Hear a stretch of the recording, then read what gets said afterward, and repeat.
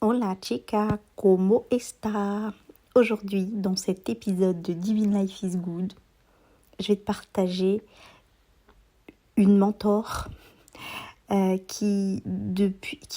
livre qui m'a super marqué, de Florence Scovel-Shinn. Ok, donc installe-toi confortablement, prends ton meilleur café, on va explorer les 5 lois cachées de Florence et je vais te dire pourquoi elles changent tout. Ok, glisse-moi dans tes oreilles pendant que tu prépares le repas. Le but, c'est simplicité, efficacité. Tu ressors de là.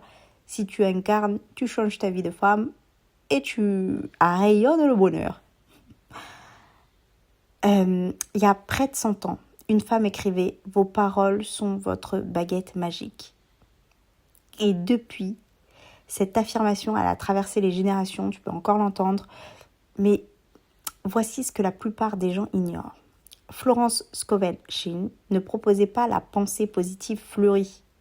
Elle posait un diagnostic radical sur la mécanique invisible de la création de la réalité, de ta réalité.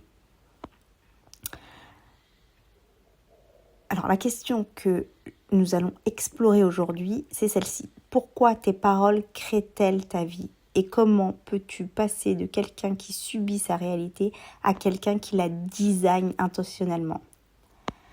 Parce que c'est cela le véritable sens du jeu de la vie. C'est pas une bataille, c'est un jeu, c'est un code à décrypter. Comme je dis souvent à mes clientes, c'est un peu dommage d'être dans ce jeu de la vie et c'est comme si tu jouais au Monopoly avec les règles du Uno. What ? Bah, si tu poses le 5 alors qu'il faut poser un billet de 500, pas marcher en fait.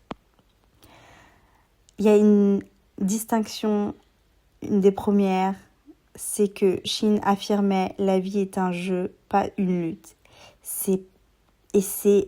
Le livre a plus de 200 ans, donc c'est révolutionnaire pour ceux d'entre nous élevés au mythe du travailler dur. Il faut que je fasse plus pour la. Bref, le jeu du passé, ok ? Voici la différence. Dans une bataille, tu crées de la résistance émotionnelle. Tu luttes contre quelque chose, contre la pauvreté, contre le rejet, contre le manque. Et là où tu mets ton énergie de résistance, tu l'ancres. C'est comme tu la renforces neuralement. Les neurones. Dans un jeu, tu comprends les règles et tu les utilises. C'est stratégique et c'est pas forcené. Ok ? Tu viens pas avec la force. Donc elle disait ça il y a plus de quelques décennies. La neuroscience vient confirmer aujourd'hui ça. Quand tu luttes contre une peur, ton amygdale s'active davantage, mais quand tu la redéfinis comme un jeu à maîtriser, tu actives ton cortex préfrontal et c'est la zone de la création consciente. Donc en application concrète, ça donne quoi ? Si tu dis « je lutte avec mes finances », tu crées une bataille intérieure. Si tu dis « je maîtrise l'art de l'argent avec intuition et fluidité », tu passes au mode jeu. Tu observes, tu deviens un stratège, ou tu stratégises, tu gagnes. Ceci est peut-être l'enseignement le plus incompris de cette dame, Madame Shinn. Nous pensons que nos paroles sont des descriptions. Je suis pas assez, je suis cassée, je suis ceci. La puissance de je suis, c'est l'un de mes enseignements fondamentaux. Quand tu viens dire ça marche jamais pour moi, quand tu viens dire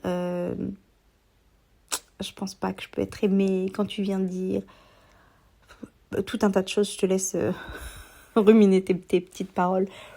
Ou même bêtement, quand tu vois, quand tu viens dire, quand tu fais un truc et que tu dis je suis complètement folle ou je suis bête. C'est comme si tu venais l'utiliser comme un diagnostic du présent. Mais là où c'est puissant chez Shinn, c'est que, là où elle va plus loin, c'est que tu viens prendre tes paroles comme un acte de création. Pourquoi ? Parce que la parole est le pont entre le monde intérieur, tes pensées, tes croyances, ta vibration et ton monde extérieur. Quand tu parles, tu traduis ta conscience en fréquence linguistique. Et cette fréquence, c'est avec cette fréquence que tu vas venir soit soit attirer, soit repousser.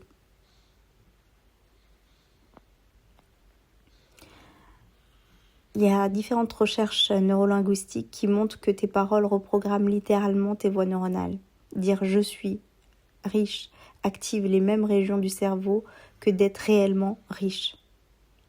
Ce qui signifie, tu ne dis pas je vais attirer le succès, tu deviens d'abord celle qui parle comme quelqu'un qui a déjà réussi. Tu adoptes l'identité avant que ça soit visible. C'est exactement ce que je propose dans ce que je fais. C'est être, faire, avoir. Pas le contraire. Ce qui donne, je suis tadada, je me comporte comme tadada. Et du coup, derrière tadada, tu as bien compris que tu mets ce que tu veux, même une fraise tagada. Tu viens mener tes actions à partir de l'identité de je suis pour après récolter les récompenses de ce jeu que tu mènes. Maintenant, là, il y a une des choses qui est aussi dans ces enseignements, c'est la non-résistance.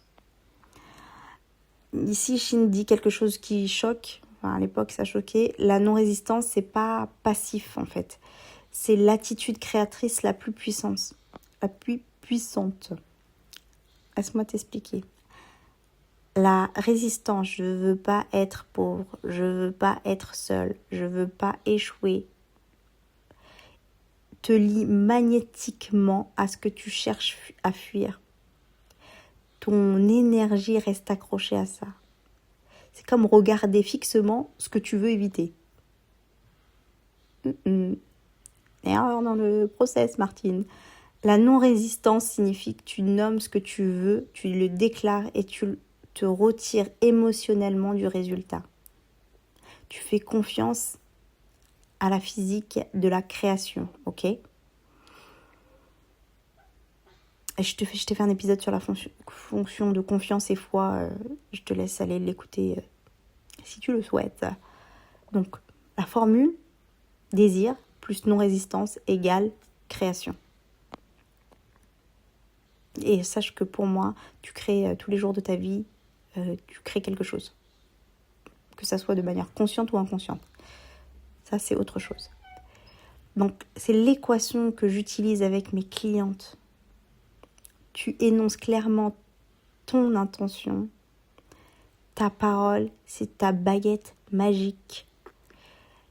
Mais tu la forces pas. Tu la places dans le champ quantique. Et tu vas vaquer à tes occupations. Elle va changer cette petite couche. De faire le goûter. Tu fais ce qui te revient et tu laisses l'univers, Dieu, applique ce que tu veux avec ton système de croyance, faire ce qui lui revient. La résistance, c'est que tu doutes en action. La non-résistance, c'est de la foi, ou au départ de la confiance en action. L'imagination précède toujours ce que tu veux voir. Et dans ça, ce livre qui m'a éclairé davantage, parce que c'est un enseignement très très vieux, Shin utilise une parole remarquable. Des soldats creusent des tranchées dans le désert. Il n'y a pas de menace de pluie, aucun nuage, mais on leur ordonne de se préparer comme si l'eau arrivait. Et elle arrive. Et ça t'est déjà arrivé dans ta vie. Juste mesure-le. C'est pas de l'optimiste aveugle, c'est du mécanisme. Quand tu imagines quelque chose, vraiment imagine avec les sensations, avec les détails, tu crées un archétype neurologique. Ton cerveau ne distingue pas entre l'expérience vivante et l'expérience bien imagée. C'est les mêmes circuits neuronaux, le même réseau neuronaux. Ok, et tu les actives. Et je le pratique aussi avec mon fils sportif. Et j'ai envie de te dire, les athlètes de haut niveau le savent. Ils visualisent chaque mouvement avant de le faire. Et quand le moment arrive, c'est comme une rediffusion. Et la répétition du geste, tellement. Pour toi,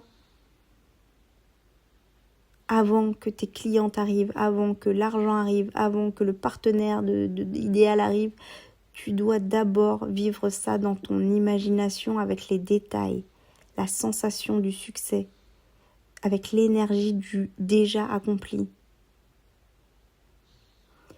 C'est pourquoi j'encourage mes clientes à se préparer à la vie qu'elles veulent avant même qu'elle arrive, la connexion à la vie idéale.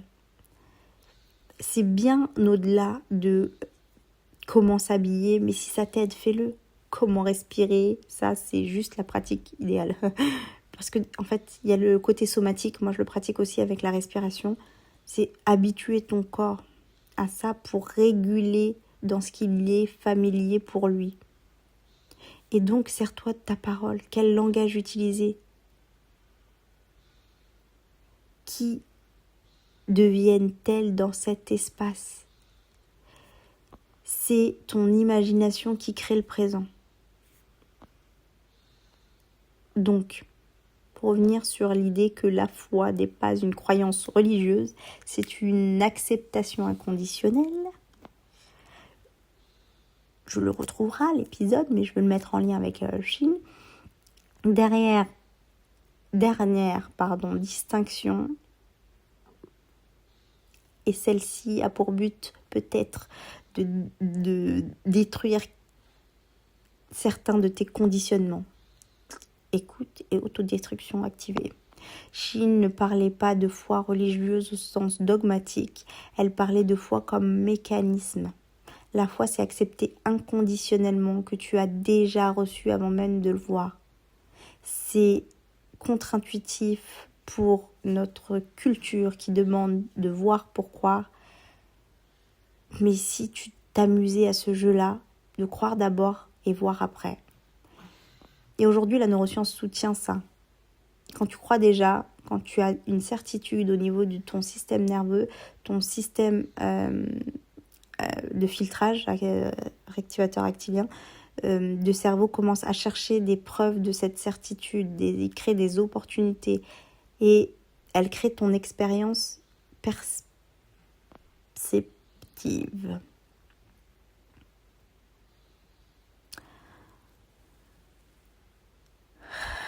Donc, si tu crois, je vais avoir un bon mois,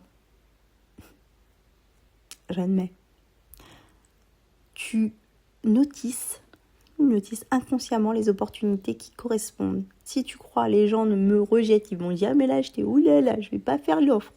Tu ignores les signes d'affection.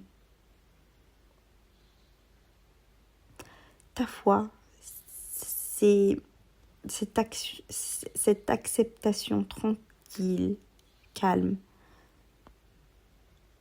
qui va redesigner ce que tu vois. Bon, pour conclure, Florence Scovel, Chine, je t'invite à lire le livre, si je le mettrai en référence, n'a pas... ce que je veux te dire, c'est que ce livre, il a des millénaires, c'était pertinent déjà en 1925, donc revient aussi sur des enseignements tellement basiques, tellement simples, simplicité, efficacité. Ok, je le répéterai jamais. Simplicité, efficacité. Elle n'a pas inventé ces principes. Elle les a décryptés. Elle les a vus fonctionner à travers des centaines de vies. Et dis-toi juste que ce qui était pertinent en 1925 l'est d'autant plus maintenant. Parce qu'à chaque moment, tu es soit en train de créer ta réalité consciemment, avec intention, avec parole, avec foi, soit tu laisses se créer par défaut. Tu la laisses se créer par défaut. Mode défaut activé. Donc, ma petite question de fin, c'est est-ce que ça fonctionne?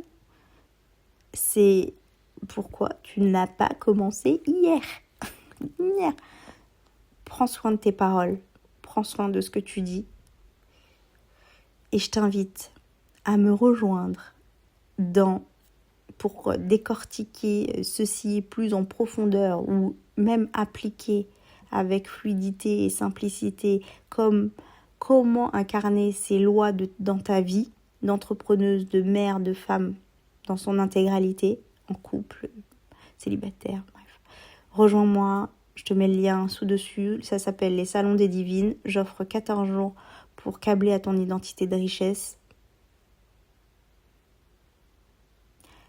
Et je te dis à très vite, ta vie n'est pas ce qui t'arrive, c'est ce que tu dis, ce que tu imagines et ce que tu crées.